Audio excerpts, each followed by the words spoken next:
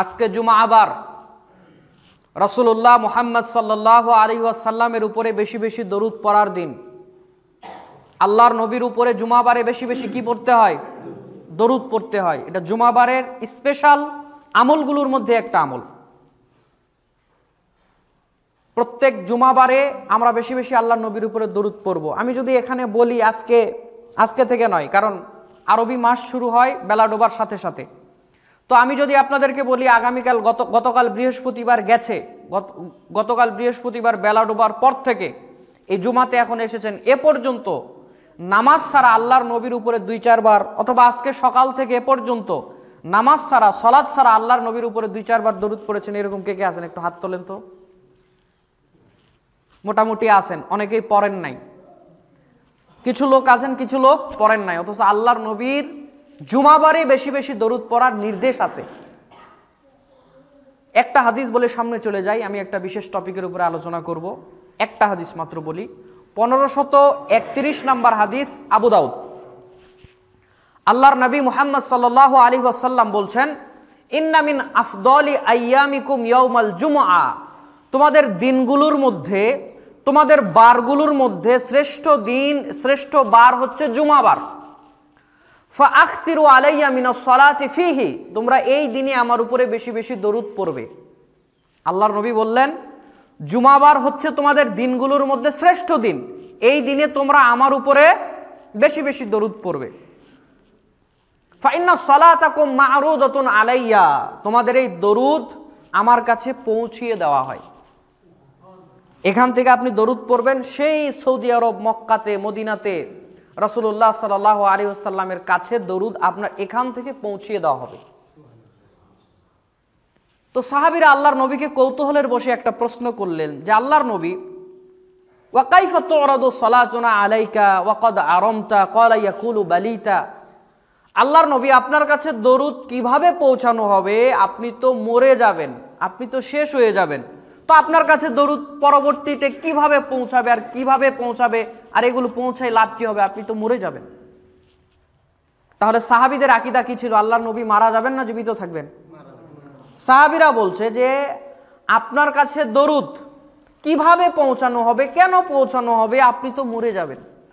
তো আল্লাহর নবী বলছেন, ইন্নাল্লাহা হাররামা আলাল আরদি আজসাদাল আম্বিয়া। আল্লাহর নবী বলছেন নিশ্চয় এই জমিনের উপরে, এই মাটির উপরে আল্লাহ রাব্বুল আলামিন হারাম করে দিয়েছেন নবীদের বডিকে খাওয়া। সুবহানাল্লাহ বললেন না? আপনার আমার বডি মাটিতে কবর দেওয়ার পর খাবে কি খাবে না? মাটি খাবে না? তো আল্লাহর নবী বলছেন নবীদের বডিকে, নবীদের শরীরকে, আল্লাহর নবী সাল্লাল্লাহু আলাইহি ওয়াসাল্লাম তিনি বলছেন তার শরীর মুবারককে যখন জমিনে রাখা হবে, আল্লাহর নবী বলছেন এটা আল্লাহ হারাম করে দিছে মাটির উপরে, মাটির ক্ষমতাই নাই খাবে। মাটি আল্লাহর কথা শোনে না, বাতাস আল্লাহর কথা শোনে না, খালি শোনে না মানুষ, খালি শোনে না মানুষ। আল্লাহ আমাদেরকেও আল্লাহর কথা শোনার তৌফিক দান করুক, বলেন আমিন। কথা এদিক সেদিক বাড়াবো না। আপনাদের খুতবা মূলত শেষ হয় কয়টায়? একটায়। ধরেন একটু 2-4-5 মিনিট হতে এদিক সেদিক হলো, আচ্ছা ঠিক আছে ইনশাআল্লাহ। আমি এর মধ্যে আলোচনাকে শেষ করার চেষ্টা করছি ইনশাআল্লাহ। মূলত আপনাদের কাছে আসা, আমার মূলত আজকের খুতবাটা ছিল ঢাকাতে, কিন্তু বগুড়া মাহফিল থাকার কারণে ওইটা আগেই ক্যান্সেল করা হয়েছে। তো মূলত আজকে আপনাদের এখানে আসার পিছনে আব্দুল মান্নান রহিমাহুল্লাহ মারা গেছেন। মনে করে ধরেন তার সিলসিলাতেই আমরা আসছি বা এসেছি আজকে। তিনি মরে গিয়েও কিছু কাজ আমল তিনি জারি রেখে গেছেন। এই যে আমরা আসতেছি, আমি আপনাকে বলছি আব্দুল মান্নান রহিমাহুল্লাহ, তার মাধ্যমে আমরা প্রথম এসেছিলাম এবং তার মহাব্বতেও, এখনও তার মহাব্বতেও এসেছি। আল্লাহ রাব্বুল আলামিন তার জীবনের নেক কাজগুলোকে কবুল করে নিক, আল্লাহ তাকে ক্ষমা করে দিক, আল্লাহ তার পরিবারকে মানে সর্বোত্তম হেফাজত করুক। তো যাই হোক, মানুষ দুনিয়া থেকে চলে যাবে, এটাই বাস্তব। আল্লাহ রাব্বুল আলামিন আমাদেরকেও যেন এরকম এমন কিছু ভালো কাজ যেন আমরা করে যেতে পারি, আমাদের চলে যাওয়ার পরেও যেন এগুলো সিলসিলা বজায় থাকে, আল্লাহুম্মা আমিন। আজকে সংক্ষিপ্ত বক্তব্যের বিষয় হচ্ছে সময়ের গুরুত্ব। সময়ের গুরুত্বের উপরে আমি কয়েকটা কথা বলে আপনাদের কাছ থেকে বিদায় নেব ইনশাআল্লাহ। মানুষ সবচেয়ে বেশি যে জিনিসটা নষ্ট করে, মনোযোগ দিয়ে শুনবেন, প্রত্যেক বয়সী মানুষের এই কথাগুলো শোনার দরকার আছে, আমারও দরকার আছে, আপনাদেরও দরকার আছে। আল্লাহ যেন এগুলো সবাইকে আমল করার তৌফিক দান করে। সময়ের গুরুত্ব, একটা মানুষের জীবনের সবচেয়ে বেশি গুরুত্বপূর্ণ হচ্ছে সময়, যেটা গেলে আর কখনো চলে আসে না। আপনার টাকা পয়সা চলে গেছে, আপনি অন্য কোনোভাবে ইনকাম করে, ব্যবসা করে, চাকরি করে আবার টাকা ইনকাম করবেন, সম্ভাবনা আছে, হতে পারে। আপনার পরীক্ষায় ফেল হয়েছে, আবার পরীক্ষা দিয়ে আপনি পাস করতে পারেন, সম্ভাবনা আছে।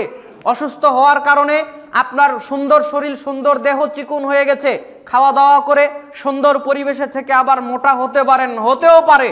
কিন্তু সময় একবার চলে গেলে আর ফেরত আসবে না। আর আমরা সবচেয়ে বেশি সময়কে নষ্ট করি।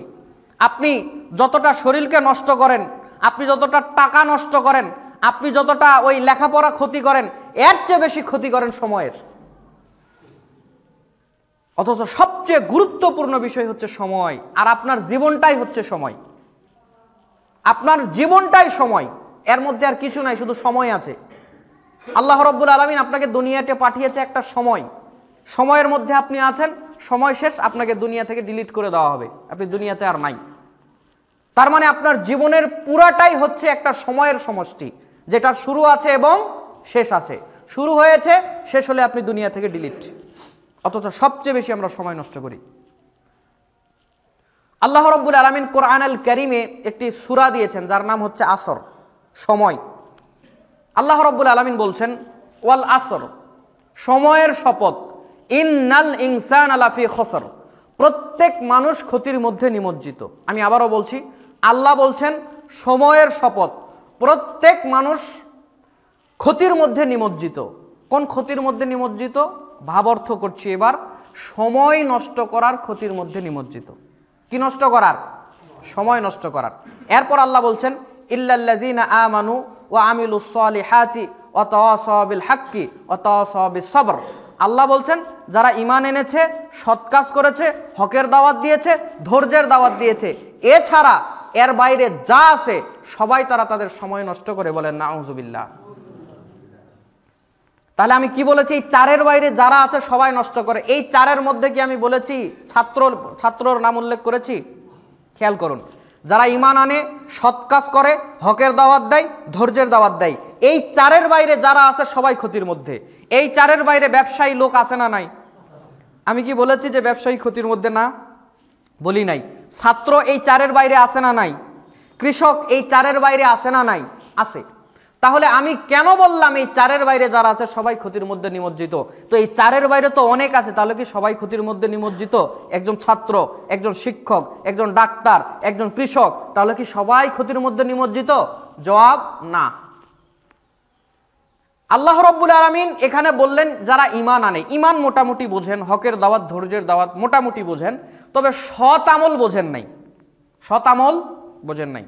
আপনি ভেবেছেন সৎ আমল মানে সালাত আদায় করা, আপনি ভেবেছেন সৎ আমল মানে সিয়াম পালন করা, আপনি ভেবেছেন সৎ আমল মানে হজ করা, আপনি ভেবেছেন সৎ আমল মানে যাকাত দেওয়া, আপনি ভেবেছেন সৎ আমল মানে পর্দা করা, আপনি ভেবেছেন সৎ আমল মানে জিকির আজগার করা।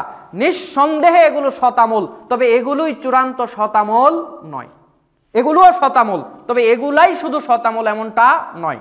তাহলে সৎ আমল কি কি? আপনি আল্লাহকে সন্তুষ্ট করার জন্য, আল্লাহকে খুশি করার জন্য কোনো কাজ যদি করে থাকেন, আল্লাহর খুশি হওয়ার জন্য, আল্লাহকে রাজি করার জন্য, ওই কাজটাও সৎ আমল হিসেবে গ্রহণযোগ্যতা পাবে। আপনারা আবার কথা শুনছেন? শব্দ এইদিকে যা হয় হোক, নিশ্চয়ই কোনো কাজের শব্দ হচ্ছে। আপনি এইদিকে আমার দিকে তাকান। কষ্ট হচ্ছে আপনাদের? কষ্ট হলেও তো যে সময় বলছেন ওর আগে ছাড়বো না, তাহলে বলবেন এর মধ্যে কোনো মাল মেডিসিন নাই। তো এই চারের বাইরে অনেক কিছুই আছে, কিন্তু তারা ক্ষতির মধ্যে কেন নয় আপনাকে বুঝাই। একজন ডাক্তার, ডাক্তারি পড়া, লেখাপড়া কিন্তু খুব কঠিন। একটা মানুষ সে ডাক্তার হবে, অনেক কষ্ট করে লেখাপড়া করে ডাক্তার হবে। তবে সে যদি নিয়াত করে আমি ডাক্তারি করব, মানুষকে কষ্ট দিব না। বর্তমান সময়ের ডাক্তাররা মানুষকে, বেশিরভাগ ডাক্তার মানুষকে কষ্ট দেয় কি দেয় না? দেয়। আপনাকে সিরিয়ালে ঝুলিয়ে রেখেছে, আজকে পরীক্ষা নিয়ে টেস্ট নিয়ে যেতে যেতে ডাক্তার আরেক হসপিটালে গেছে। আমার নিজের এরকম হয়েছিল। তো আমি এখন জয়পুরহাট থেকে রাজশাহী গিয়েছি দেখানোর জন্য, তো বলতেছে ডাক্তার আবার কালকে আপনার রিপোর্ট দেখবে। তো আমি আবার কোথায় থাকবো, কোথায় থেকে কোথায় আসবো, আর কখন তাকে রিপোর্ট দেখাবো? তো আমি বললাম সময় বাঁচানোর উপায় কি? সময় বাঁচানোর উপায়, ডাক্তার ওই হসপিটালে গেছে অপারেশন করতে, ওখানে যান, গিয়ে ডাক্তার রিপোর্ট দেখে আপনাকে বলে দিবে। গেলাম, ওখানেই গেলাম, কি করব, গিয়ে রিপোর্ট দেখালাম, ডাক্তারের সাথে তো কথা নেই, এক কম্পাউন্ডার ভিতর থেকে এসে বলল এই এই এই আপনার পরীক্ষার দরকার, একটা টেস্ট দিয়েছে 6টা 7টা, তারপরে বলছে যেখানে সেখানে না, ওই যে ওই ল্যাব থেকে করে আনেন। যে সে ওষুধ লিখছে না, আপনি যখনই ওই রিসিপ্ট নিয়ে বের হয়েছেন 5-6 জন ছবি তোলার জন্য রেডি মোবাইল হাতে নিয়ে, তার মানে দেখছে যে আমাদের কোম্পানির ওষুধ লিখেছে কিনা। কেন তোমাদের কোম্পানির ওষুধ লিখতে হবে, কেন লিখবে না, মানে 50,000 টাকা ওই ঘুষ নিয়েছে, লিখবে না তো কি করবে? কথা আবার বোঝেন নাই? হাত থেকে আপনার প্রেসক্রিপশন কেড়ে নিয়ে ছবি তুলে নিচ্ছে, কি আশ্চর্য কথা। উনি লিখলো কিনা ওরা দেখবে। এখন ডাক্তারের চাইতে ওদের লাফালাফি বেশি, মানে ডাক্তার যদি না লেখে, ডাক্তারের ঘরের মধ্যে গিয়ে বলবে আপনি কেন লিখলেন না। এটা ম্যাট্রিক পাস লোক অথবা আইএ পাস বা যেমনই হোক, একজন ডাক্তার পিএইচডি হোল্ডারদারি ডাক্তারকে গিয়ে বলবে আপনি কেন লিখেননি, কেন 50,000 টাকা খেয়েছে তাই। ওর ডিগ্রির আর তখন দাম নাই, ওর সম্মানের আর তখন 4 পয়সা মূল্য নাই, লিখলেন না কেন আপনি। ওর চাইতে অর্ধেক শিক্ষিত অর্ধ শিক্ষিত গিয়ে ওকে জবাবদিহিতা করারও সে চান্স রাখে। তো যে কথা বলছিলাম, কোনো ছেলে যদি ডাক্তারি লেখাপড়া করে আর ভাবে আমি মানুষকে কষ্ট দিব না, যথাযথ চিকিৎসা দেব আল্লাহর সন্তুষ্টির জন্য, আমি আমার ভিজিট নিব, আমি তাদেরকে ঔষধ লিখব, আমি পরীক্ষা দিব, যেটা প্রয়োজন যতটুকু প্রয়োজন ততটুকু, এই ছেলে যদি এই নিয়ত করে, তাহলে তার এই পুরা ডাক্তারি লাইফটা আল্লাহ রাব্বুল আলামিন ইবাদত হিসেবে গণ্য করবেন। কথা কি আমার বুঝতে পেরেছেন? আল্লাহর নবী বলেছেন কেউ ব্যবসা করে, একজন ব্যবসায়ী শুধু ব্যবসা করে জান্নাতি হবে। সুবহানাল্লাহ। কালকে 9:30টার দিকে, কালকে 9:30টার দিকে বললেও হবে। একজন ব্যবসায়ী ব্যবসা করে জান্নাতি। দলিল নেন, 1209 নম্বর হাদিস তিরমিজি। আল্লাহর নবী বলছেন আত্তাজির, একজন ব্যবসায়ী, আস-সাদুকুল আমিন মা'আন নাবিয়্যিন ওয়াস সিদ্দিকিন ওয়াস শুহাদা। তিরমিজির এই হাদিসের সনদটা একটু দুর্বল, তবে এর পক্ষে শাহিদ হাদিস রয়েছে, এই জন্য আমি হাদিসটা উল্লেখ করলাম। তো আল্লাহর নবী বলছেন আত্তাজির, একজন ব্যবসায়ী, আস-সাদুকুল আমিন, যে সৎ এবং আমানতদার। একজন ব্যবসায়ী যে সৎ এবং আমানতদার, আল্লাহর নবী বলছেন মা'আন নাবিয়্যিন, হাসরের ময়দানে সে নবীদের সঙ্গে থাকবে, ওয়াস সিদ্দিকিন, সে সত্যবাদীদের সঙ্গে থাকবে, ওয়াস শুহাদা, এবং যারা শহীদ তাদের সঙ্গে হাসরের ময়দানে থাকবে। তাহলে এই লোক, আল্লাহর নবী এখানে সালাত শর্ত দেয় নাই, আল্লাহর নবী এখানে আপনার হজ শর্ত দেয় নাই, জাকাত শর্ত দেয় নাই, তাহাজ্জুদ শর্ত দেয় নাই, শুধু শর্ত দিয়েছে ব্যবসায়ী সৎ এবং আমানতদার। আল্লাহর নবী বলছেন সে পরকালে নবী শহীদ সিদ্দিকদের সঙ্গে থাকবে।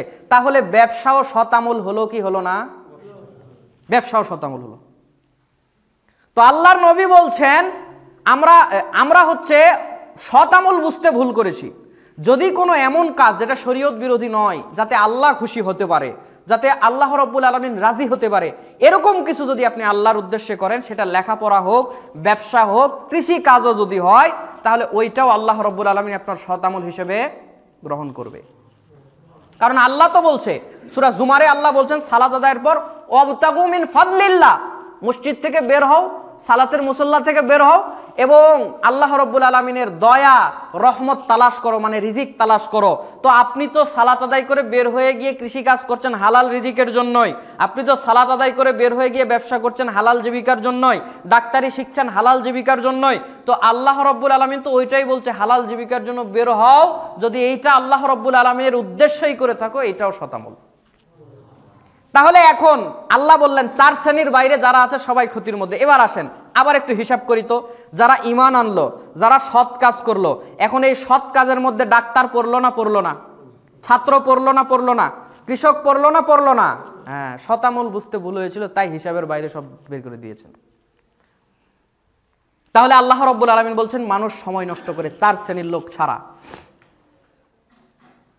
এরপরে আল্লাহর নবী সাল্লাল্লাহু আলাইহি ওয়াসাল্লাম দুনিয়ার মানুষদেরকে লক্ষ্য করে বলছেন, আচ্ছা এই হাদিস বলার আগে কোরআনের একটা আয়াত বলি। তাহলে আল্লাহ রাব্বুল আলামিন বললেন মানুষ তার জীবনের সময় নষ্ট করে। একটু বুঝেন কথাগুলো, একটু অন্তর দিয়ে বোঝার চেষ্টা করুন।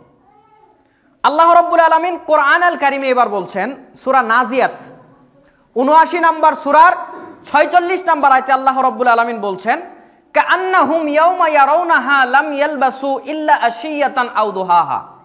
আল্লাহ বলছেন হাসরের ময়দানে কতক মানুষ আছে, বাবু কথা বলো না, কথা বলো না। আল্লাহ রাব্বুল আলামিন বলছেন হাসরের ময়দানে কতক মানুষ এমন হবে যারা উঠে দেখবে দুনিয়াতে তারা ছিল 60 বছর, 70 বছর, 50 বছর, 80 বছর, 100 বছর, 120 বছর। অথচ আল্লাহ রাব্বুল আলামিন বলছেন হাসরের ময়দানে উঠে দেখবে দুনিয়াতে ছিল এক সকাল এক সন্ধ্যা। কোরআনের আয়াত আছে, আপনি বাসায় গিয়ে খুলে দেখবেন, আমি নাম্বার বলে দিয়েছি। আল্লাহ বলছেন যে কতক মানুষ হাসরের ময়দানে উঠে কি দেখবে, তার আমল নামার মধ্যে শুধু হায়াত আছে এক সকাল এক সন্ধ্যা, আর আয়াত নাই। 70 বছরের হায়াত কোথায় গেল, 80 বছরের হায়াত কোথায় গেল, 100 বছরের হায়াত কোথায় গেল? আপনি কি করেছেন জানেন? আপনার দিনের 24 ঘন্টার মধ্যে এমনও লোক আছে 7-8 ঘন্টা চার দোকানে কাটায়। আছে এরকম লোক? আছে না?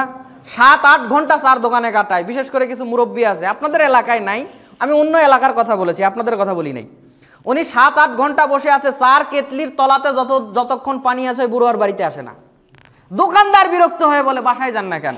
কই বাসায় কোনো কাজ নাই, কি করব বাসায় গিয়ে? তার মানে বুড়ার মরার কথা ছিল আরো 20 বছর আগে, এখনো মরে নাই, ফাউ টাইম কোথায় কাটাবে? চার দোকানে কাটায়। এখন ওর লাইফের এই টাইমটা যে সে নষ্ট করলো, আল্লাহ ওই 7 ঘন্টা চার দোকানে বসে থাকা জান্নাতে যাওয়ার জন্য কাউন্ট করবে? বলেন না কেন? আপনার একটা ছেলে আছে, আপনার একটা মেয়ে আছে, ও দিনে 12 থেকে 15 ঘন্টা মোবাইলে বসে থাকে, মোবাইল গেম খেলে। কিছুই বললেন না? আছে? ঘরে যদি নেটওয়ার্ক না পায় রাস্তার মোড়ে মোড়ে এসে চালায়। এর এই 15 ঘন্টার সময় আল্লাহ জান্নাতে যাওয়ার জন্য কাউন্ট করবে? বলেন না। আপনার একটা মেয়ে আছে, আপনার একটা ছেলে আছে, ফোনে গল্প করে, কার সাথে আমি জানি না, জিনের সাথে না ফেরেশতার সাথে, ও ভালো জানে, 3-4 ঘন্টা করে গল্প করে। তো দিনে যদি 3-4 ঘন্টা করে গল্প করে, 5 ঘন্টারে গল্প করে, যদি গল্প না করে, ওর ওই জিন আর ফেরেশতা মনে করে আমারও ভালোই বাসে না, পছন্দই করে না। তো ওর ওই 5 ঘন্টা, 3 ঘন্টা, 4 ঘন্টা ওই সময় যে প্রত্যেক দিন সে কাটালো, আল্লাহ জান্নাতে যাওয়ার জন্য কাউন্ট করবে? করবে না। তার মানে পুরা লাইফটা সে এইভাবে নষ্ট করেছে, আর পরকালে গিয়ে দেখছে তার আমল নামার মধ্যে আল্লাহ তো এগুলো তার জান্নাতে যাওয়ার জন্য কাউন্ট করবে না। ওগুলো হায়াত ডিলিট হতে হতে দেখা যাচ্ছে পুরা লাইফের মধ্যে একটু সালাত আদায় করেছিল, একটু জিকির আজগার করেছিল, যার পরিমাণ এক সকাল এক সন্ধ্যা 70 বছরের মধ্যে 5 দিন, 7 দিন, 1 বছর, 2 বছর কাজে লেগেছে, বাকি 70 বছর এইভাবে সে নষ্ট করেছে। এই জন্য আল্লাহ বলছেন হাসরের ময়দানে উঠে তার আমল নামার মধ্যে সে দেখতে পারবে এক সকাল আর এক সন্ধ্যা দুনিয়াতে ছিল, আর হায়াতই নাই। যারা সময় নষ্ট করবেন হতাশ হয়ে যাবেন হাসরের ময়দানে। আর যারা মুশরিক, যারা বেঈমান, আল্লাহ এদেরকে দুনিয়াতেই মরা বলেছে, মরার পরে তো এরা আরো মরা। সূরা আনআম 8 নম্বর সূরার 122 নম্বর আয়াতে আল্লাহ রাব্বুল আলামিন বলছেন যে সে ছিল মৃত। আল্লাহ কাফেরদেরকে লক্ষ্য করে বলছেন যে সে ছিল মৃত, আমি তাকে করেছি জীবিত, ওয়াজআলনা লাহু নূরা, এবং আমি তাদেরকে একটা নূর দিয়েছি যার মাধ্যমে তারা চলাচল করে। যারা কাফের মুশরিক, আল্লাহ এদেরকে কোরআনে বলেছেন মৃত। এরা জীবিত থাকলেও মৃত, এদের হায়াতের কোনো হিসাব নাই। এদের হায়াতের দুনিয়াতে বেঁচে থেকেও যা, মরে গেলেও তাই। মরে গেলে এদেরকে আল্লাহ রাব্বুল আলামিন জাহান্নামে দিয়ে দেবেন। তাহলে মোট কথা হলো আল্লাহ রাব্বুল আলামিনও বলছেন যারা দুনিয়াতে সময় নষ্ট করবে পরকালে এরা এই সময়কে দেখতে পাবে না। শুধু তাই নয়, আল্লাহর নবী সাল্লাল্লাহু আলাইহি ওয়াসাল্লাম দুনিয়ার মানুষদেরকে লক্ষ্য করে বলছেন, দুনিয়ার মানুষ শোনো। এই হাদিসটা আপনি পাবেন তিরমিজি 2403 নাম্বার হাদিস। আল্লাহর নবী ডাক দিয়ে বলছে, দুনিয়ার মানুষ শোনো, আল্লাহর নবী, আল্লাহ তোমাদেরকে 2টা নিয়ামত দিয়েছেন। নি'মাতানি মাগবুনুন ফীহিমা কাসীরুম মিনান নাস, আস-সিহহাতু ওয়াল ফারাগ। হে মানুষ, কান পেতে শুনুন, আল্লাহর নবী বলছেন আল্লাহ রাব্বুল আলামিন তোমাদেরকে 2টা নিয়ামত দিয়েছেন। 2টা নিয়ামতের ব্যাপারে তোমরা বেশিরভাগ লোক গাফেল। আল্লাহর নবী বলছেন তোমাদেরকে 2টা নিয়ামত আল্লাহ দিয়েছেন, এই 2 নিয়ামতের ব্যাপারে তোমরা খুব বেশি গাফেল। এক, আস-সিহহাতু, তোমাদের সুস্থ শরীর আল্লাহ দিয়েছেন, তোমরা গাফেল। আর 2 নম্বরে আল্লাহ বললেন ওয়াল ফারাগ, আল্লাহ নবী বললেন ওয়াল ফারাগ, অবসর আল্লাহ তোমাদেরকে দিয়েছে, এই অবসরের ব্যাপারে তোমরা বেশি গাফেল। আমরা এই 2 ব্যাপারে এত বেশি গাফেল। আল্লাহ রাব্বুল আলামিন আপনাকে সুস্থ একটা শরীর দিয়েছে, সুস্থ একটা বডি দিয়েছে, আপনার ফুসফুসটা ভালো, আপনার কিডনিটা ভালো, আপনার লাংসটা ভালো, আপনার চোখটা ভালো, আপনার কানটা ভালো, কিন্তু আপনাকে সিগারেট খেয়ে আপনার ফুসফুসটাকে নষ্ট করতে হবে, গাঁজা খেয়ে আপনার শরীরটাকে নষ্ট করতে হবে, মদ খেয়ে আপনার কিডনিটাকে নষ্ট করতে হবে, মদ খেয়ে আপনার লিভারটা, পাকস্থলীটা নষ্ট করতে হবে। আপনার চোখ আল্লাহ রাব্বুল আলামিন দিয়েছে, এই চোখকে ঘুমাতে না দিয়ে জেগে রেখে ফোন চালিয়ে আপনাকে নষ্ট করতে হবে। আল্লাহর নবী বলছেন মানুষকে দুইটা নিয়ামত দেওয়া হয়েছে, সবচেয়ে বড় গাফেল এক হচ্ছে তারা তাদের সুস্থ শরীরের ব্যাপারে গাফেল। আল্লাহ একটা সুস্থ শরীর দিয়েছে, কোনো হিসাব নাই, এটাকে অসুস্থ করার জন্য বরং মরিয়া হয়ে উঠেছে। আল্লাহর নবী সাল্লাল্লাহু আলাইহি সাল্লাম আরো বলেছেন আরেকটাকে তারা অবহেলা করে, তা হচ্ছে তার অবসর। আল্লাহ আপনাকে একটা সুস্থ শরীর দিয়েছে, মূল্যায়ন করতে জানেন? কি বলেন, জানেন? জানেন না। একজন তো আবার আছে হাতে কেটে লিখেছে, হাত কেটেছে, হাত কেটে এস লিখেছে, এখানে S+M আছে না নাই? না, আপনাদের এইদিকে নাই, এগুলো সব মঙ্গল গ্রহে।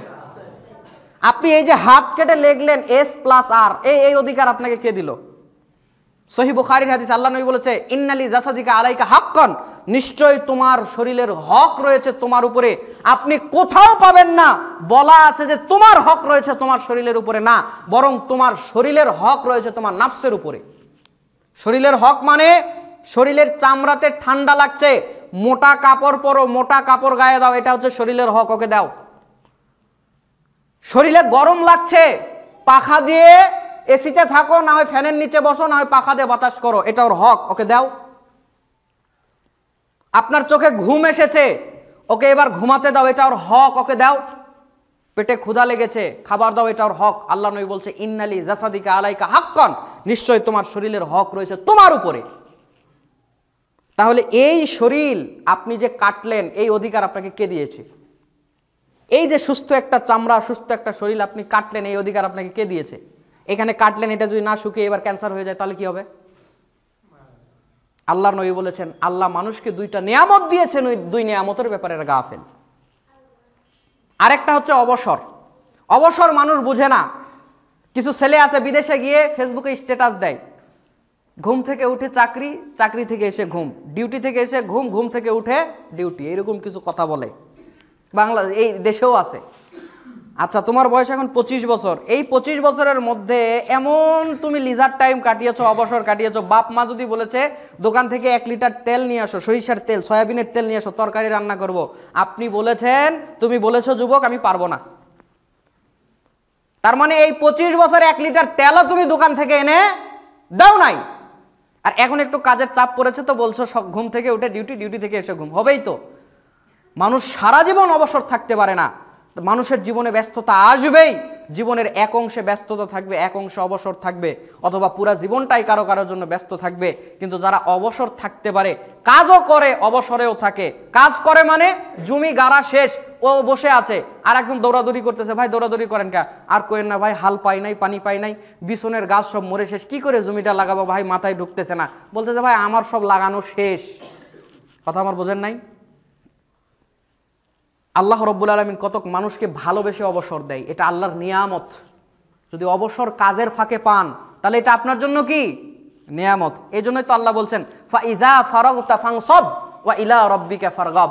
আল্লাহ বলছেন তোমরা যখন অবসর পাও, তোমরা যখন লিজার টাইম পাও, তোমাদের ইবাদত, আল্লাহ রাব্বুল আলামিনের ইবাদতে তোমরা মশগুল হয়ে যাও। এটা আল্লাহ পরামর্শ দিচ্ছেন, কাজে লাগবে, ভালো হবে। আমরা ইবাদতে আমাদের অবসর কাটাই নাকি গুনাতে? প্রত্যেকটা মানুষের ব্যাপারে আল্লাহ নবী বলল অবসর হচ্ছে নিয়ামত, আর প্রত্যেকটা মানুষ তার অবসরকে গুনার কাজে ব্যয় করে। সব মানুষ প্রত্যেকটা গুনাহ কাজের সময় করে না, অবসরে করে, অবসরে করে। খেয়াল করুন, একটা লোক, আপনি জমিতে গিয়ে কোদাল দিয়ে মাটি কাটছেন, আইল কাটছেন, একটা লোক এসে গল্প ধরেছে, বলছে ভাই তুই শর্ত সর, কাজ এখনো আগাই নাই, তোর গল্প শোনার টাইম নেই, তুই তো শর্ত। বলেন কি বলেন না? ওই লোকের সঙ্গে বিকেলে চার দোকানে দেখা হয়েছে, বলছেন ও ভাই তখন কি জানি গল্প করতে চাইলে, কত এখন কত, এবার বলা শুরু করেছে অমুকের অমুক হয়েছে, অমুকের অমুক হয়েছে, অমুক ছেলে এমন, অমুক মেয়ে এমন, এমন এমন হয়েছে। গীবত করলো কখন? কাজের সময় না অবসর? অবসর। একটা ছেলে, তারা লেখাপড়া করে, একজন কুষ্টিয়াতে পড়ে, একজন রাজশাহীতে পড়ে, একজন ঢাকাতে পড়ে, বন্ধু বান্ধব মানুষ, 3-4 জনের একটা ফ্রেন্ড সার্কেল থাকে না, থাকে তো বন্ধু বান্ধব মানুষ বিভিন্ন বিভিন্ন দিকে, কেউ লেখাপড়া করে, চাকরি ব্যবসা করে, ওই আগের মতো আর এক হয়ে একটু মজা আড্ডা দিতে পারে না। তো মজা আড্ডা দিতে পারে না, এই জন্য তাদের মনে আফসোস। ওই 3 জন বলছে ভাই বহুদিন তো দেখা হয় না, ঈদের আগে আমাদের একটু দেখা হবে। হ্যাঁ দেখা হবে। বলছে ভাই অনেক দিন তো একটু ওই যে একটু মুরগি পুরায়ে খাওয়া হয় না, একটু গ্রিল করে খাওয়া হয় না। বলছে আচ্ছা ঠিক আছে গ্রিল করে খাবো। কোন দিন? ও বলছে যে ওই হচ্ছে কি হলো অমুক সময়, বলছে না অমুক সময় আমার ক্লাস আছে আমি পারবো না। আরেকজনকে বলছে অমুক সময়, বলে না ওই সময় বাজারের দিন, ব্যবসা ওই দিন একটু ভালো হয়, ওই দিন পারবো না। আরেকজনকে বলছে অমুক দিন, বলে না আমার ইনকোর্স আছে, ওই দিন ইনকোর্স পরীক্ষা আছে আমি পারবো না। সবাই বলছে পারবো না পারবো না। এক পর্যায়ে গিয়ে সবাই একমত হলো কখন জানেন? বলছে শুক্রবার। বলছে হ্যাঁ শুক্রবার আমার পরীক্ষা নেই, শুক্রবার আমার দোকানপাটও বন্ধ, শুক্রবার আমার চাকরিও বন্ধ। রাত্রিবেলা মুরগি পুড়ে খাচ্ছে, এর সঙ্গে 2 বোতল মদ এসেছে। মুরগি পুড়ে তো দোকানেও খেতে পারে, আমার কথা মনে হয় বোঝেন নাই। ওই মুরগি পুড়ে খাবে আর তার সাথে কি এসেছে? 2 বোতল মদ এসেছে। আমার ফোনে ছবি আছে, শুধু খায় না, ফেসবুকে স্ট্যাটাস দেয় আজকে সারা রাত চিল হবে, চিল। হাতে মদের বোতল নিয়ে স্টোরি দিয়েছে ফেসবুকে, দিয়ে বলছে আজকে সারা রাত চিল হবে, মদ খাবে। তো আল্লাহর নবী বলছেন কুল্লু উম্মতি মুআফান ইল্লাল মুজাহিরিন। আল্লাহর নবী বলছেন প্রত্যেক উম্মতকে আল্লাহ রাব্বুল আলামিন মাফ করে দিবে, কিন্তু যারা গুনাহ প্রকাশ করে আল্লাহ তাদের মাফ করবে না। এখন বুঝে থাকলে বলেন, এই যে মদটা খালো কাজের সময় না অবসর? অবসর। একটা ছেলে, একটা তার পরকীয়া প্রেম আছে, বিয়ের পরে পরকীয়া আছে না নাই? আছে। 9টা থেকে 5টা পর্যন্ত ডিউটি। এখন ম্যাক্সিমাম অফিসে মোবাইল নিয়ে নেয়, যে সারাদিন মোবাইল চালাবা কাজ করবে না তা তো হবে না, মোবাইল নিয়ে নেয়। এখন ও তো এই 5টা থেকে ওই সকাল 7টা থেকে 5টা পর্যন্ত কথা বলতে পেরেছে? পারে নাই। মোটর সাইকেল থেকে বের হয়ে শুধু মোটর সাইকেল নিয়েছে, নিয়ে মাথায় হেলমেট দিয়ে হেলমেটের ভিতর দিয়ে ফোন ঢুকে দিয়ে গল্প শুরু করেছে। 5টা থেকে 8টা পর্যন্ত কথা হয়েছে। মেয়ে এবার বলছে না আমার একটু রান্না বান্না আছে, ওইদিকে যাওয়া লাগবে। বলছে না আরেকটু বলে যাও। না 5টা থেকে 8টা পর্যন্ত বললাম তাও হয় নাই। বলছে মাত্র তো 10 মিনিট বললা। তাহলে এখন বুঝে থাকলে বলেন, এই পরকীয়াকে সময় দিল কখন? কাজের সময় না অবসর? এবার বলছে যেতে হবে। বলছে জানোই তো আমার সপ্তাহে 6 দিন ডিউটি, কেমন করে নিয়ে যাব? ওই অমুক দিন হবে না, তুমুক দিন হবে না, তো শুক্রবারে নিয়ে চলো। হ্যাঁ সেই দিন যাওয়া যায়। তাহলে পরকীয়াকে নিয়ে কাপড় কিনতে মার্কেট করতে গেল কখন? কাজের সময় না অবসর?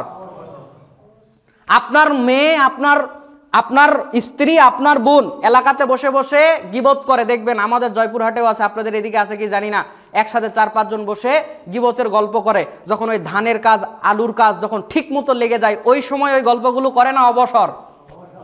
তার মানে আল্লাহর নবী বলছেন অবসর হচ্ছে তোমাদের জন্য নিয়ামত। আর মানুষ তাকে কিসের কাজে ব্যবহার করে? গুনার কাজে ব্যবহার করে। অথচ আল্লাহর নবী বলছেন নিয়ামত। শুধু তাই নয়, আল্লাহর নবী সাল্লাল্লাহু আলাইহি সাল্লাম সাবধান করে বলছে দুনিয়ার মানুষ শুনে নাও, অবসরকে তোমরা কাজে লাগাতে শিখো। অবসরকে আল্লাহ রাব্বুল আলামিন ইবাদতে লাগাতে বললেন। আপনি আপনার অবসরকে কাজে লাগান, আপনি আপনার অবসর বাইরে যাবেন না। কারণ আল্লাহর নবীর কাছে এসে সাহাবী প্রশ্ন করলো, আল্লাহর নবী আমাদের বাঁচার উপায় বলে দেন, আমরা কেমন করে বাঁচবো, আমাদের বাঁচার উপায় একটু বলে দেন। আল্লাহর নবীর কাছে এসে বললেন মান নাজা ইয়া রাসূলুল্লাহ, আল্লাহ নাজাতের উপায় বলে দেন। আল্লাহর নবী 1 নম্বরে বললেন আমলিক আলাইকা লিসানাক, তোমরা তোমাদের জবানকে বন্ধ রাখো, বেঁচে যাবে। ওয়ালিয়াসাকা বাইতুক, তোমরা তোমাদের অবসর বাড়িতে কাটাও, বেঁচে যাবে। অবকি আলা খাতিয়াতিক, আর তোমরা তোমাদের গুনার কারণে কাঁদো, বেঁচে যাবে। আল্লাহর নবী বললেন বাঁচার উপায় 3টা। 1, আল্লাহর নবী বললেন মুখকে বন্ধ রাখো, অপ্রয়োজনীয় কথা বলো না। মুখকে বন্ধ রাখো, অপ্রয়োজনীয় কথা বলো না। শোনো বেশি, বলো কম। মুখ কয়টা? কান কয়টা? তার মানে আল্লাহ বলছে বলো কম, শোনো বেশি। মুখকে বন্ধ রাখতে হবে, কারণ আপনি বেশি কথা বললেই মিথ্যা কথা আসবে, বেশি কথা বললেই চাটুকারিতা আসবে, বেশি কথা আসলেই গালি আসবে, বেশি কথা বললেই গীবাত আসবে। আল্লাহ নবী বলছেন প্রয়োজনে কথা বলো। 2 নম্বরে বললেন বাড়িতে অবস্থান করো, কারণ আপনি অবসরটাকে যদি ভালোভাবে কাটাতে না পারেন, আপনার অবসর আপনাকে জাহান্নামে নিয়ে যাওয়ার জন্য যথেষ্ট।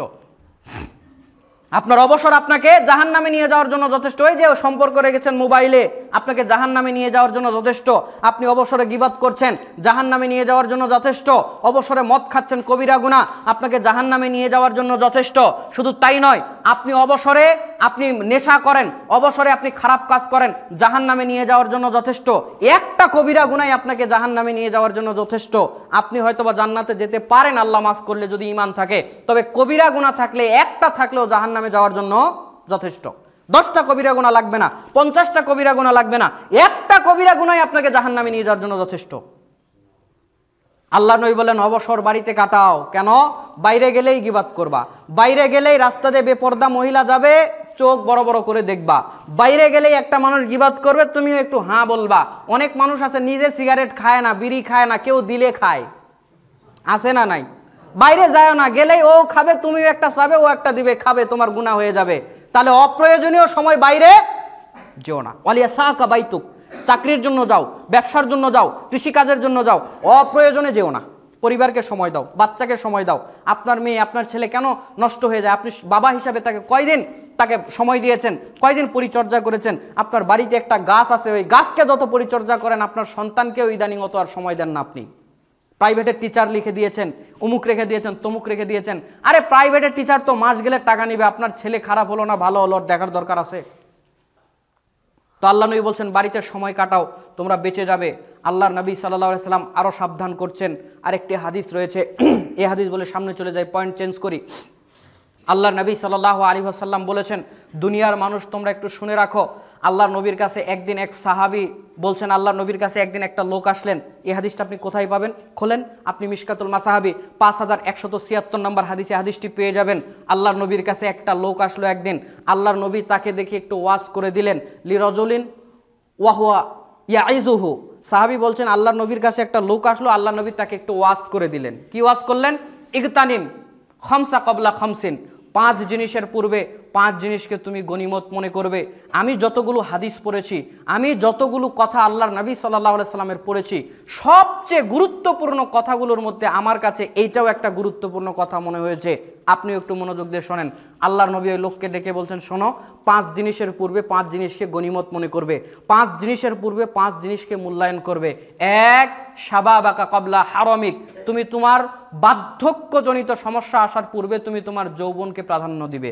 2 ওয়াসিহ্হাতিকা ক্বাবলা সাকমিক, তুমি অসুস্থ হয়ে যাওয়ার পূর্বে তুমি তোমার সুস্থতাকে মূল্যায়ন করবে।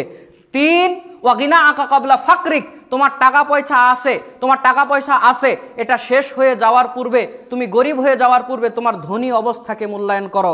4 আল্লাহ নবী বললেন ওয়া ফারাগাকা ক্বাবলা শুগলিক, তোমার কাজ আসার পূর্বে, তোমার ব্যস্ততা আসার পূর্বে তুমি তোমার অবসরকে কাজে লাগাও। 5 ওয়া হায়াতাকা ক্বাবলা মাউতিক, তুমি মরে যাওয়ার পূর্বে তুমি তোমার হায়াতকে কাজে লাগাও। আল্লাহ নবী বললেন 5 জিনিসের পূর্বে 5 জিনিসকে মূল্যায়ন করবে। 1 নম্বরে আল্লাহ নবী বললেন, খেয়াল করুন, 1 নম্বরে আল্লাহ নবী বললেন যৌবন কালের পূর্বে, তুমি বার্ধক্যকালের পূর্বে, বুড়া হয়ে যাওয়ার পূর্বে তুমি তোমার যৌবনকালকে কাজে লাগাও। কেন? যৌবন বয়সে আপনি যত ভালো করে ইবাদত করতে পারবেন, যৌবন বয়সে আপনি যেরকম সূরা কেরাত মনে রাখতে পারবেন, বুড়া হয়ে গেলে মনে রাখতে পারবেন না। সূরা ফাতিহা পড়তে পড়তে সূরা বাকারার মধ্যে ঢুকে গেছেন, সূরা বাকারা পড়তে পড়তে সূরা আল ইমরানের মধ্যে ঢুকে গেছেন, সূরা মুলক পড়তে সূরা গাশিয়ার মধ্যে ঢুকে গেছেন, ঠিক কি না? আমার ভাইরা, বুড়া হয়ে গেলে আপনি যৌবনকালে যেভাবে ইবাদত আমল করতে পারেন ওভাবে করতে পারবেন না। আপনার শরীরে অসুস্থতা বেঁধে যাবে, আপনার শরীরে রোগ বেঁধে যাবে। রুকুতে তো যাবেন ভালোভাবে, ওঠার সময় বললেন সামি আল্লাহু লিমান হামিদা নয়, সামি আল্লাহু লিমান হামিদা বলবেন। ওই উটা কি জানেন? দোয়াতে কিন্তু উ নাই। আপনার হাঁটুর ব্যথার উ ওইটা, আপনার কোমর ব্যথার উ ওইটা। আপনি অজু করেছেন, জোহরের নামাজ পড়তে আসবেন, অজু করেছেন, এই 2 ধাপ দিতেই আপনার বায়ু বের হয়ে গেছে। অজু আছে না গেছে? অজু করতে করতে এইদিকে আরো 3 রাকাত শেষ। তাহলে আল্লাহর নবী বলছেন তুমি তোমার বার্ধক্য আসার পূর্বে যৌবনকে কাজে লাগাও। কারণ যৌবনকালে ভালো করেন আর খারাপ করেন, খারাপ করলেও জোরদার খারাপ হয়, ভালো করলেও জোরদার খারাপ হয়। বুড়া বয়সে আপনি খারাপ করলেও ভালো মতো করতে পারবেন না, ভালো তো পারবেনও না, ভালোও পারবেন না। এই জন্য আল্লাহ নবী বলছেন বুড়া হয়ে যাওয়ার পূর্বে যৌবনকালকে কাজে লাগাও। 2 নম্বরে বললেন অসুস্থ আছো, তুমি সুস্থ আছো, অসুস্থ হওয়ার পূর্বেই সুস্থতাকে কাজে লাগাও। অসুস্থ হয়ে গেলে আপনার আর দুনিয়ার যাবতীয় কাজ ইবাদত আমল ঠিকঠাক থাকবে? ধরেন আপনি আজকে সুস্থ আছেন, কোনো অসুবিধা নয়, 3 দিন পর কি জানি একটু সমস্যা হলো, আপনি ডাক্তারের কাছে গেলেন, ডাক্তার পরীক্ষা দিল, আপনার ক্যান্সার ধরা পড়লো। এখন গতকালই যে সুন্দর করে সালাদ করেছেন, গতকাল যত সুন্দর করে জমিতে আলু লাগিয়েছেন, গতকাল যত সুন্দর করে দোকানে ব্যবসা বাণিজ্য করেছেন, এইবার আজকে ক্যান্সার ধরা পড়েছে। ডাক্তার বলেছে এখন আর ওইরকমভাবে ব্যবসা কৃষিকাজ ইবাদতে মন আছে? বলছেন এই বুঝি মরে যায়, এই বুঝি মরে যায়, আমার বুঝি কি হয়, আমার বুঝি কি হয়। আল্লাহ নবী বলছেন অসুস্থ হওয়ার পূর্বে সুস্থতাকে কাজে লাগাও। অসুস্থ হওয়ার পূর্বে তুমি তোমার সুস্থতাকে কাজে লাগাও। মানুষ অসুস্থ হয়ে যাবেই, মানুষ শরীর আছে অসুস্থ হবেই, মানুষ বেন বুদ্ধি আছে হারিয়ে যাবেই। আল্লাহ নবী বলছেন ওইটা হওয়ার পূর্বে কাজে লাগাও। ছোট্ট করে একটা উদাহরণ দেয়, যদিও সময় অল্প, বেশি কথা বলা যায় না, ছোট্ট করে বলি। ভারতের মুর্শিদাবাদ ধুলিয়ান একটা থানা আছে, ভারতের মুর্শিদাবাদ ধুলিয়ান একটা থানা আছে, ওখানে একটা প্রতিষ্ঠান আছে, বিশাল কয়েক বিল্ডিং মিলে এক প্রতিষ্ঠান, 5-7 তলা, প্রায় 4-5 তলা হবে বিল্ডিং, কয়েকটা বিল্ডিং মিলে বিশাল প্রতিষ্ঠান, নাম হচ্ছে জামিয়া রহমানিয়া। আপনি গুগলে যাবেন, সার্চ করবেন, এর তথ্য আপনি পেয়ে যাবেন। ওই ধুলিয়ান থানার মধ্যে ওর চেয়ে বড় প্রতিষ্ঠান আর ওর চেয়ে বড় মাহফিল আর হয় না। সেই মাহফিলে আমি করোনার আগে একটা প্রোগ্রামে উপস্থিত হলাম। 2 দিনের প্রোগ্রামের দ্বিতীয় দিন আমাকে বক্তার লিস্টে রাখা হয়েছিল। আমি কলকাতা থেকে গাড়ি নিয়ে গেলাম প্রোগ্রাম করার জন্য। গিয়ে আমার নামের উপরে একজনের নাম দেখলাম, তার নাম হচ্ছে আইনুল বারী আলিয়াবী। নাম আপনারা শুনেছেন? কেউ চিনেন? চিনেন? কেউ কেউ তো চিনার কথা, 2-4 জন। তার একটা বই আছে আইনে তোহফা সালাতে মুস্তফা, এই বইটা খুব চলেছিল এক সময়। তো এই আইনুল বারী আলিয়াবী সাহেবের নামটা দেখে আমি আশ্চর্য হলাম যে এত বড় একজন আলেম। তাকে আমি অনলাইনে 2-1 বার দেখেছি, তেমন বেশি ভিডিও নাই। 2 বাংলার পণ্ডিত বলা হতো। কলকাতা আলিয়ার তিনি অধ্যাপক ছিলেন, কলকাতা আলিয়ার হাফেজ ছিলেন, হাজার হাজার হাদিস মুখস্থ ছিল, বহু মুনাজারা তিনি করেছেন। হকের পক্ষে একটা বিশাল শক্ত বটগাছ ছিলেন, নাম হচ্ছে আইনুল বারী আলিয়াবী। আমি ভাবলাম এত বড় একটা আলেমের সঙ্গে আজকের প্রোগ্রামে দেখা হবে। আমি কমিটিকে প্রশ্ন করলাম, শায়েখ কি এসেছে নাকি আসবে? বলছে উনি আসবে না। তো কেন আসবে না? তার নাম দেওয়া আছে। বলছে তিনি এই মাদ্রাসা প্রতিষ্ঠার করেছিলেন, তিনি শুরুর লগ্ন থেকে তিনি ছিলেন, তার নামটা আমরা দেই, কিন্তু গত 2-3 বছর তিনি আসতে পারেন না, তিনি অসুস্থ হয়ে গেছেন তাই। তো আমি বললাম তার সঙ্গে আমি কি একটু কথা বলতে পারি, আমাকে একটু ব্যবস্থা করে দিতে পারেন? কমিটির একজন শিক্ষক তিনি তার বাসায় ফোন দিলেন, তার বড় ছেলে ফোনটা ধরলো, সালাম দিলাম, সালাম নিল। নেওয়ার পরে ওই শিক্ষক বলল যে আমাদের মেহমান একটু আপনার আব্বার সঙ্গে কথা বলতে চাই, তাকে একটু দেন। তো তখন যখন ফোনটা দিতে চাইলো, তার বড় ছেলে বলছে আব্বা এখন কথা বলার অবস্থাতে নাই, তিনি এখন কথা মানুষকে কখন কি বলেন তার ঠিক নাই, তিনি এখন কথা বলার ব্যালেন্সও হারিয়ে ফেলেছেন। তো আমি জোর করলাম একটু দেন না, একটু একটু সালাম দেই। তো তার ছেলে ফোনটা আইনুল বারী আলিয়াবী সাহেবকে দিলেন। ওয়াল্লাহি আল্লাহর কসম করে বলছি, সত্য ঘটনা বলছি, আমি আপনাকে বানিয়ে বলছি না। ফোনটা তাকে দেওয়া হলো, আমি সালাম দিলাম, আসসালামু আলাইকুম শাইখ, কেমন আছেন? তিনি কিছু সালাম দিলাম প্রথমে, তিনি সালাম মানে নিলেন না, প্রথমবার সালাম নিলেন না, আরেকবার সালাম দিলাম, উত্তর আসে না। তো আমি বললাম শাইখ কেমন আছেন, আজকের মাহফিলে আসলেন না? তো এবার বললেন কিসের মাহফিল, কোথায় মাহফিল, কি মাহফিল, এরকম রাগের স্বরে কিছু কথা বললেন। তো আমি ফোনটা পাস করে দিলাম, কারণ তিনি একজন আলেম মানুষ, তিনি কি বলতে কি বলবেন তার পরিবারেরও খারাপ হয়তো লাগবে, আমার কাছেও খারাপ লাগবে। তো ভাবেন এত বড় একজন পণ্ডিত, বিজ্ঞ পণ্ডিত মানুষ, আলেম মানুষ, শেষ বয়সে যে একটা মানুষের সঙ্গে ভালো করে আচরণ করতে হবে এটাও ভুলে গেছে, হারিয়ে গেছে ব্রেন থেকে। আপনার এরকম হবে না, আমার এরকম হবে না, কোনো গ্যারান্টি আছে? বলেন না কেন, গ্যারান্টি আছে? তবে হ্যাঁ, এখানে আবার তাকে খারাপ মনে করা যাবে না যে উনি আবার এত বড় আলেম, এই অসুখ হয় কেন। আমাদের স্বভাব আছে, কোনো মানুষ মৃত্যুর আগে যদি একটু 2-1 বছর বিছানায় পড়ে থাকে বা এরকম কিছু দেখে, বলছে বাবা এর কিছু মনে হয়েছিল, যতই তাহাজ্জুদ পড়ুক। এই তাহাজ্জুদ পড়া মানুষ আবার 2 বছর ওই টয়লেট বাথরুমের উপর ওই শুয়ে থাকে, পড়ে থাকে বিছানাতে। আপনি হচ্ছেন শয়তান, আপনার অন্তর হচ্ছে শয়তানের। যেই কথা বলেছে আপনিও শয়তান, আপনার অন্তরও শয়তানের। কারণ আল্লাহ নবী বলেছেন কুলুবু শয়তানি ফি জুসমানি ইনসিন। আল্লাহ নবী বলছেন কতক মানুষের বডি হবে মানুষের মতো, ওদের অন্তর হবে শয়তানের। আপনার অন্তর শয়তানের অন্তর। আপনি কেন এই কথা বললেন? বরং আল্লাহ নবী স্পষ্ট বলছেন, যদি কোনো বান্দাকে আল্লাহ রাব্বুল আলামিন পরকালে শাস্তি দিতে না চান, দুনিয়াতে তো মানুষ চলতে গিয়ে টুকটাক ভুল হয়েই যায়, তো আল্লাহ রাব্বুল আলামিন দুনিয়াতে তাকে শাস্তি দিয়ে, ওই গুনার শাস্তি দিয়ে আল্লাহ রাব্বুল আলামিন তার মৃত্যু দেন, পরকালে আল্লাহ তার আর কোনো কষ্ট বাকি রাখেন না। স্পষ্ট আবু দাউদে হাদিস রয়েছে, আপনি পড়েন না আর আপনি বলছেন ওর জীবনে কিছু ছিল। তাহাজ্জুদ পড়লে কি হবে? কিছু তো ছিল। নাউযুবিল্লাহি মিন যালিক, নাউযুবিল্লাহি মিন যালিক। আপনার অন্তর শয়তানের অন্তর। সুতরাং কারো ব্যাপারে এরকম ভুল ধারণা, খারাপ ধারণা করবেন না, বরং প্রত্যেকের ব্যাপারে খারাপ হলেও ভালো ধারণা করবেন। ভালো ধারণা করা এটা আপনার জন্য গুরুত্বপূর্ণ একটা নৈতিক দায়িত্ব। মানুষের ব্যাপারে খারাপ ধারণা করবেন না।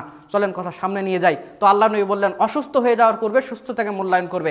3 নম্বরে আল্লাহ নবী বললেন ওয়া গিনা আকা ক্বাবলা ফাকরিক, তোমার টাকা পয়সা আছে এটা শেষ হয়ে যাওয়ার পূর্বে কাজে লাগাও। টাকা পয়সা শেষ হয় না? শেষ হয়।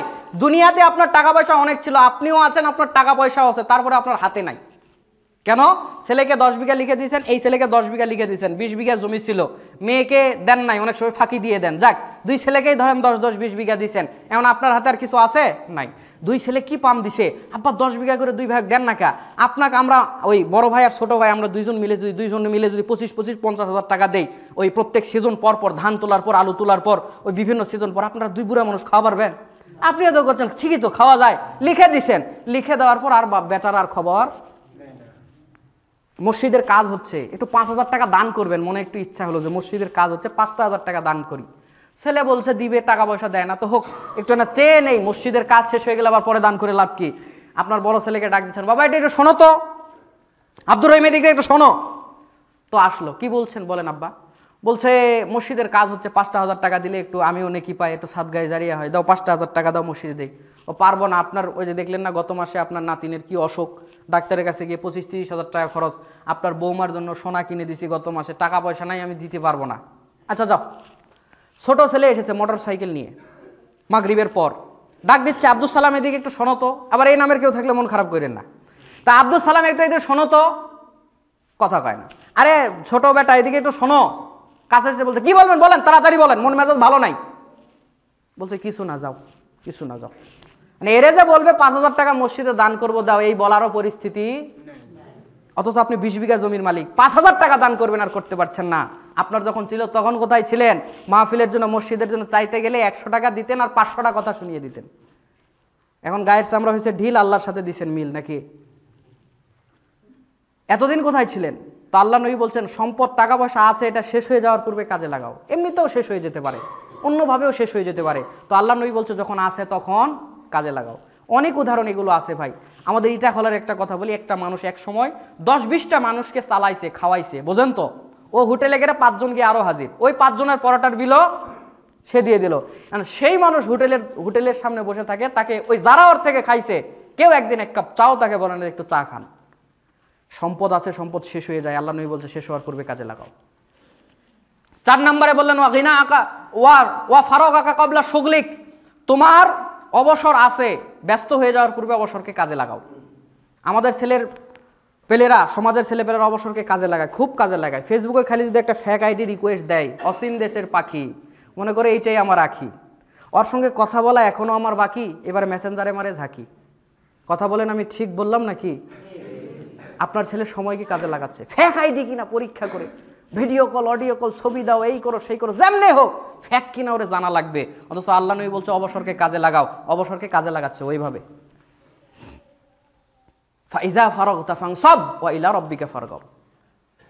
5 নম্বরে আল্লাহ নবী বললেন ওয়া হায়াতাকা ক্বাবলা মাউতিক, তুমি মরে যাওয়ার পূর্বে তুমি তোমার হায়াতকে কাজে লাগাও। মরার পরে অনেক মানুষ বলে আল্লাহ দুনিয়াতে একটু পাঠান, একটু নেক আমল করবে, একটু সৎ আমল করবে, একটু পাঠান, পাবেন? পাবেন না। আল্লাহ বলছেন মরে যাওয়ার পূর্বে তুমি তোমার হায়াতকে কাজে লাগাও। তাহলে এতটুকু কথার মধ্যে আমি আপনাকে কি বুঝাতে চাইলাম আর আপনি কি বুঝলেন? আমরা সময় নষ্ট করি কি করি না? সময়কে নষ্ট করা যাবে? আল্লাহকে মিনিট মিনিট হিসাব বুঝিয়ে দিতে হবে। আল্লাহ পুরা জীবনের হিসাব নেবেন, যৌবনকালের হিসাব নেবেন। আল্লাহ রাব্বুল আলামিন, আল্লাহর নবী বললেন যে দুনিয়াতে সময়ের হেফাজত করো।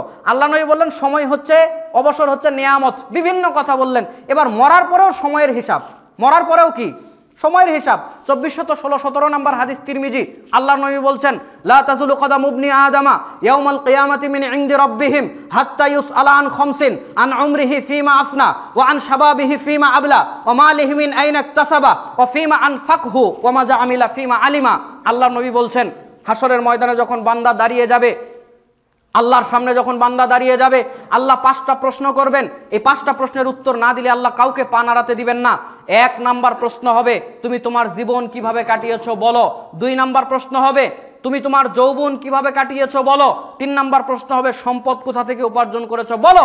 4 নাম্বার প্রশ্ন হবে কোথায় ব্যয় করেছো বলো। 5 নাম্বার প্রশ্ন হবে কোরআন হাদিসের যতটুকু জ্ঞান অর্জন করেছিলে আমল করেছিলে তো। হাসরের ময়দানে আল্লাহ রাব্বুল আলামিন আপনাকে 5টা প্রশ্ন করবে, যার 2টা প্রশ্নই হচ্ছে সময় নিয়ে, জীবন কিভাবে কাটিয়েছো, যৌবন কিভাবে কাটিয়েছো বলো। তাহলে জীবনের সময় আপনি আমি কেমন করে কাটালে আল্লাহর সামনে বুঝাতে পারবো, ওইভাবে আল্লাহ আমাদের জীবনের সময় কাটানোর তৌফিক দান করুক, বলেন আমিন। আচ্ছা এবার আসেন, শুধু তো অসুখ দেখালাম, সময় নষ্ট করেন, এটাকে কাজে লাগাবেন কিভাবে? আমি আর 2-4 মিনিটে বলে শেষ করে দিচ্ছি ইনশাআল্লাহ। সময়কে কাজে লাগাবেন কিভাবে, কিভাবে সময়কে কাজে লাগাবেন? অনেক লেকচারার আছে, ওই যে আইমান সাদিক কি জানি আরও আছে, সময়কে এভাবে কাজে লাগান, ওভাবে কাজে লাগান, এভাবে রুটিন করেন, ওভাবে রুটিন করেন, বিভিন্ন বই আছে কিভাবে আপনি সময়কে আপনার কাজে লাগাবেন। এগুলো একটা পড়ারও দরকার নাই, একটা শোনারও দরকার নাই। আপনি ইসলামকে পরিপূর্ণভাবে মানবেন, কারণ যে যত বেশি ইসলামকে মানে সে তত বেশি সময়ের মূল্যায়ন করতে জানে। কথা আমার মনে হয় বুঝলেন না। আপনাকে আরও বলি, পুরা ইসলামটাই আল্লাহ রাব্বুল আলামিন, এই পুরা ইসলামের 60-70% ইবাদত আল্লাহ রাব্বুল আলামিন সময়ের সঙ্গে কানেক্টেড করেছেন। কি বললাম? কার সঙ্গে? সময়ের সঙ্গে। 5 ওয়াক্ত সালাত ফরজ, যখন তখন নাকি নির্ধারিত সময়ে, নির্ধারিত সময়ে। আল্লাহ রাব্বুল আলামিন যাকাত দিয়েছে, যখন তখন দিবেন নাকি 1 বছর পুরা হলে? তাহলে এটাও কার সঙ্গে? সময়ের সঙ্গে। তাহলে আল্লাহ রাব্বুল আলামিন সিয়াম দিয়েছেন, যখন তখন রাখবেন না রমাজানে? এটাও কার সাথে কানেক্টেড? সময়ের সাথে। হজ করবেন যখন তখন নাকি ওই জিলহজ মাসের ওই সময় আসলে আপনাকে হজ করতে হবে, তাহলে যখন তখন নাকি সময় একটা আছে, সময় একটা আছে। আল্লাহ নবী বললেন বলো সুবহানাল্লাহ আলহামদুলিল্লাহ আল্লাহু আকবার 33 করে, আল্লাহ ইলাহা ইল্লাল্লাহ লা ইলাহা ইল্লাল্লাহ ওয়াহদাহু লা শারীকা লাহু এটা বলে 100 পুরা করো, তাহলে সমুদ্রের ফেনা পরিমাণ গুনাহ মাফ হয়ে যাবে। যখন তখন নাকি নামাজের পরে। এটাও একটা কার সঙ্গে কানেক্টেড? সময়ের সঙ্গে কানেক্টেড। আল্লাহ নবী বললেন ওযু করে বলো আশহাদু আল্লা ইলাহা ইল্লাল্লাহ ওয়া আশহাদু আন্না মুহাম্মাদুর রাসূলুল্লাহ, জান্নাতের 8টা দরজা খোলা, যখন তখন নাকি ওযুর পরে। ইসলামের আপনি আমাকে কোন ইবাদত দেখাবেন? 70-80% ইবাদত আল্লাহ রাব্বুল আলামিন সময়ের সঙ্গে কানেক্টেড করে দিয়েছেন। মানে ইবাদত আমল মানেই সময়।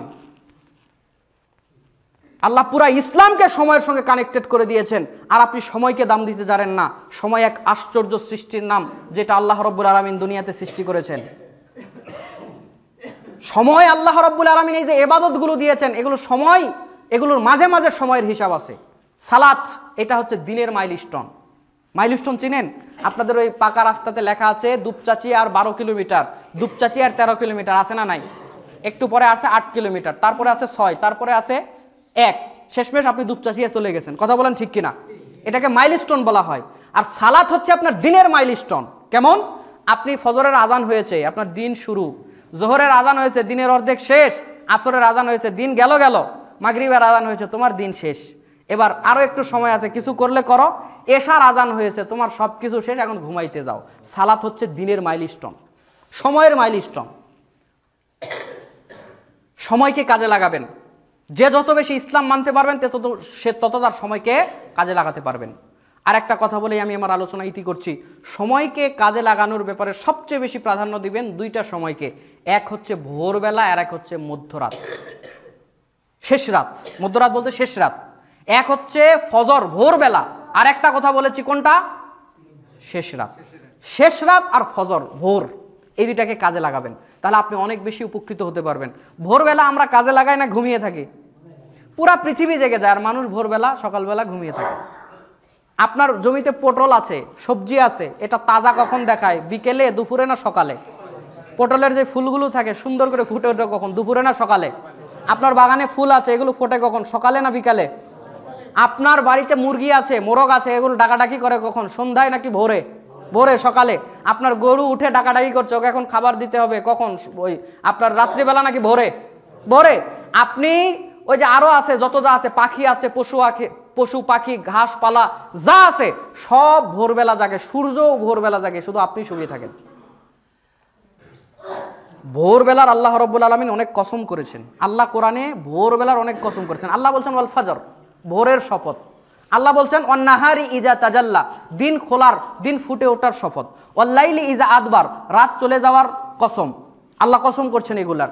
তারপর আল্লাহ রাব্বুল আলামিন বলছেন ওয়াসসুবহি ইজা তানাফাস, ওয়াসসুবহি ইজা তানাফাস, ওই যে আপনার দিন ফুটে ওঠার কসম। আল্লাহ এই কসমগুলো করছেন।